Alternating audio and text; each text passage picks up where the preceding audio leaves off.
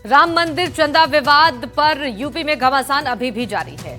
प्रदर्शन हो रहा है और इन सब के बीच आज समाजवादी पार्टी के मुखिया अखिलेश यादव पीडीए नया वर्जन ले आए हैं। उन्होंने पीडीए एक ऐसी नई चटनी बनाई है जिसमें अब पीडीए का पीडी पंडित भी हो गया है। इससे यह तय होता है कि 2027 चुनाव से ठीक पहले समाजवादी पार्टी ने सवर्णों को पाली में लाने का ब्लूप्रिंट तैयार कर दिया है।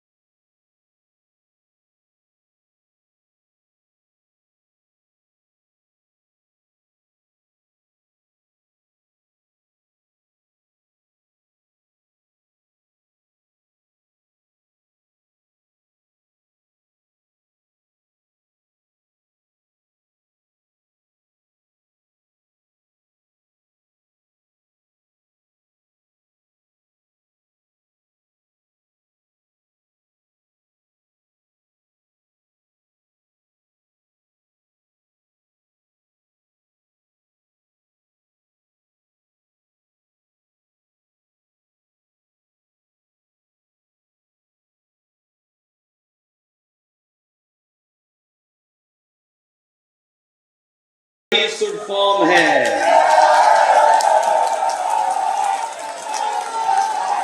जो लोग पीडीए की परिभाषा समय समय पर दूसरी बनाते हैं,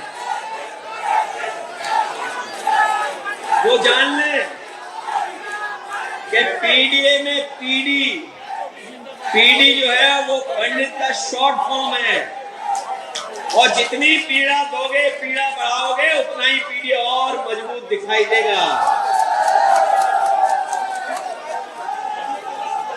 और हमने कई प्रदेश के उदाहरण देखे जहां पर हमारे तमाम लोगों को प्रताड़ना की है, सरकार ने प्रताड़ित किया है, पीड़ा दी है। और ये प्रताड़ना इतनी दी है जिसकी आप कल्पना नहीं कर सकते हैं। इसकी वोटिंग पैटर्न की बात की जाए तो बड़े पैमाने पर सपा को वोट मिलता हो ऐसा नहीं है। वो पॉकेट जहां पे सपा के क्षेत्रीय नेता मजबूत है, चाहे वो बलिया में सनातन पांडे हो, अलग अलग जगहों पे दूसरे जो ब्राह्मण नेता हो, उन जगहों पे तो सपा को एज मिलती है, लेकिन बड़े पैमाने पर ब्राह्मणों का वोट बीजेपी को ज्यादा दिखता है, जिसे अपनी तरफ मोड़ने का प्रयास करती हुई यहाँ पर सपा दिखाई देती है। अखिलेश पीडीए में पंडित है ये बता रहे थे तो उनकी पार्टी के विधायक विधानसभा के अंदर और बाहर प्रदर्शन कर रहे थे।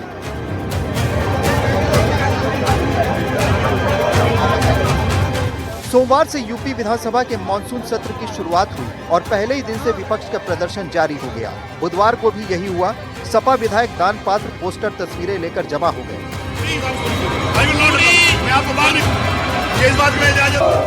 हंगामा सदन के अंदर भी जारी रहा। आखिरकार कार्यवाही अनिश्चितकाल के लिए स्थगित करनी पड़ी। सीएम योगी आदित्यनाथ ने आरोप लगाया कि विपक्ष ने कोई चर्चा नहीं होने दी। विपक्ष युवा, किसान और महिला विरोधी है। उनके निशाने पर पूरा विपक्ष, खासकर समाजवादी पार्टी थी। ये वही लोग हैं जिन लोगों ने राम जन्मभूमि मंदिर का सदैव विरोध किया। क्या ये सच नहीं कि 1990 में अयोध्या की गलियों को और सरयू की पावन धारा को रक्त रंजित करने का पाप समाजवादी पार्टी की सरकार ने किया था? क्या पूरा देश और पूरी दुनिया और सभी राम भक्त ये नहीं जानते कि इनका ये अक्षम्य पाप जिन्होंने राम भक्तों पर गोलियां चला करके किया था?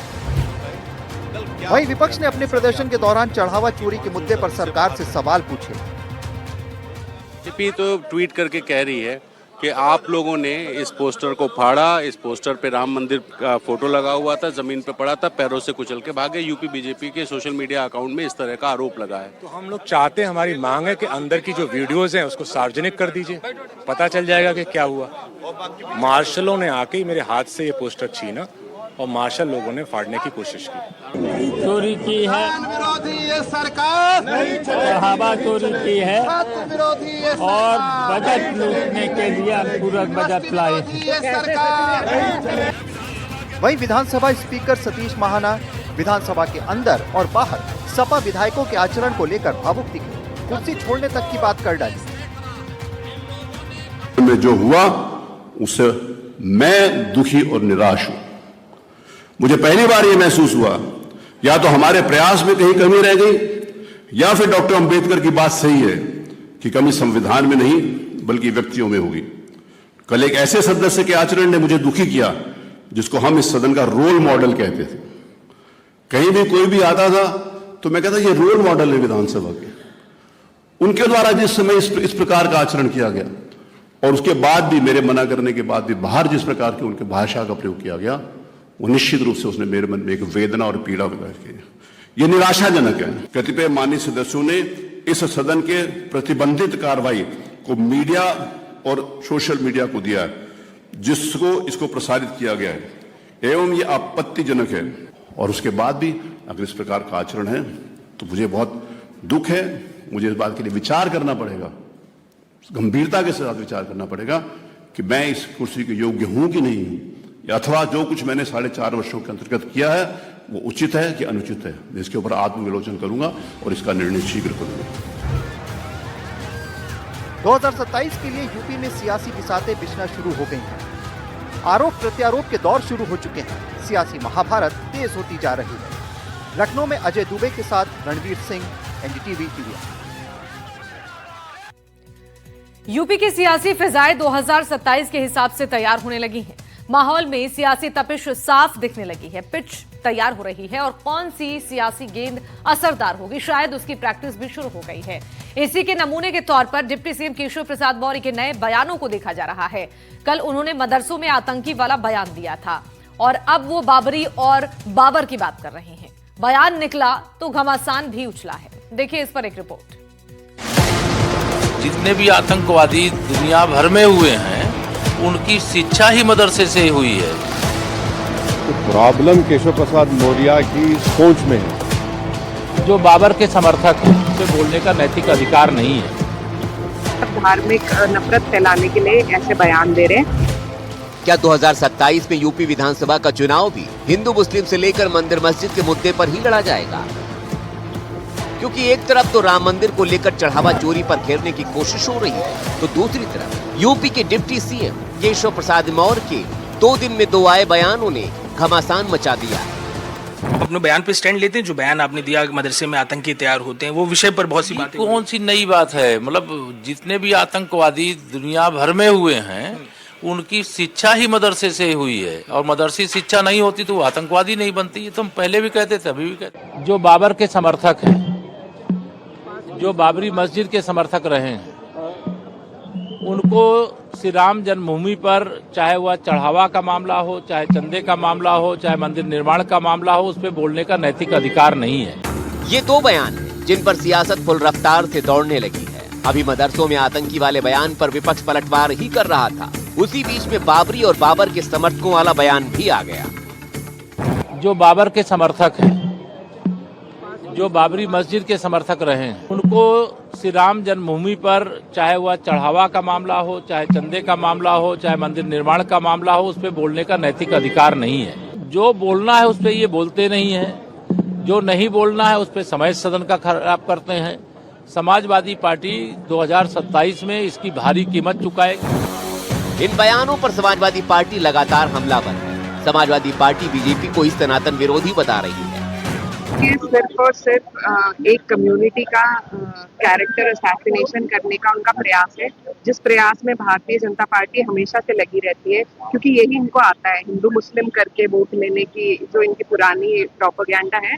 अब क्योंकि चुनाव है उत्तर प्रदेश में तो फिर से ये बयान दे रहे हैं और शर्म आनी चाहिए उनको। जिस गरिमा के पद पे वो है, जहाँ उन्हें जनता ने बैठाया है, असल में जनता ने नहीं बैठाया, खुद ही वो बैठे हुए हैं, सरकार ने बैठाया। अब कुछ दिनों के लिए ये पद है, उसकी गरिमा बनाए रखें और बेबुनियाद, बेफिजूल की, बेमतलब, बिना तथ्य की बातें कहने से कोई फर्क नहीं पड़ेगा। अगर उनके पास कोई तथ्य होते तो बुलडोजर बाबा अब तक कार्रवाई कर ही चुके होते हैं, लेकिन कोई तथ्य है नहीं, तो बिना मतलब के सिर्फ धार्मिक नफरत फैलाने के लिए ऐसे बयान दे रहे हैं।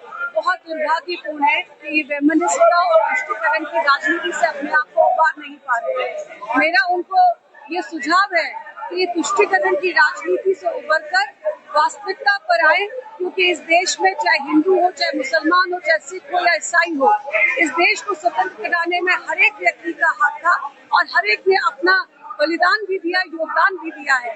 तो ऐसे कहीं ना कहीं कहने से लगता है मुझे कि जो हमेशा भारतीय जनता पार्टी का मुद्दा रहता है कि हिंदू और मुसलमान को बांटो, तो वही काम जो है मौर्य जी अपने वक्तव्य में कह रहे हैं। इन्होंने राम के नाम पर अपनी दुकान चलाई है, चंदा वसूला और चंदे से अपने कार्यालय बनाए हैं, भगवान को भी धोखा देने का काम किया। जिन्होंने शंकराचार्य का अपमान किया, जिन्होंने बटुकों की चोटी खींची, जिन्होंने बजरंग बली के स्वरूप को सड़क पर नचाने का काम किया, उनसे बड़ा सनातन विरोधी कोई नहीं हो सकता। समाजवादी पार्टी से इतर एआईएमआईएम के मुखिया असदुद्दीन ओवैसी भी केशव प्रसाद मौर्य के बयान पर भड़के हुए हैं। उन्होंने केशव मौर्य से लेकर आरएसएस तक पर जुबानी बाण चलाए। पूरे उलमा कराम को उनको फांसी दे दी गई थी।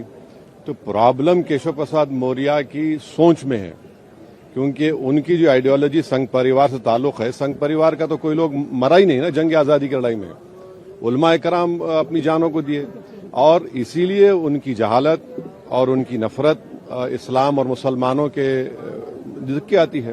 तो उनको चाहिए कि हिस्ट्री पढ़ें, अगर उनको पढ़ना नहीं आता तो किसी से पढ़वा लें और देख लें, उनको समझ में आ जाएगा। और मैं कंडेम करता हूं, मदरसों से दुश्मनी क्यों है आपको। तो बयानों के ट्रेलर शुरू हो गए हैं। अब देखना होगा कि केशव प्रसाद मौर्य के बयानों के जवाब में विपक्ष यूपी की सियासी सड़क पर बयानों की कौन सी गाड़ी दौड़ाता है। Bureau report, NDTV India.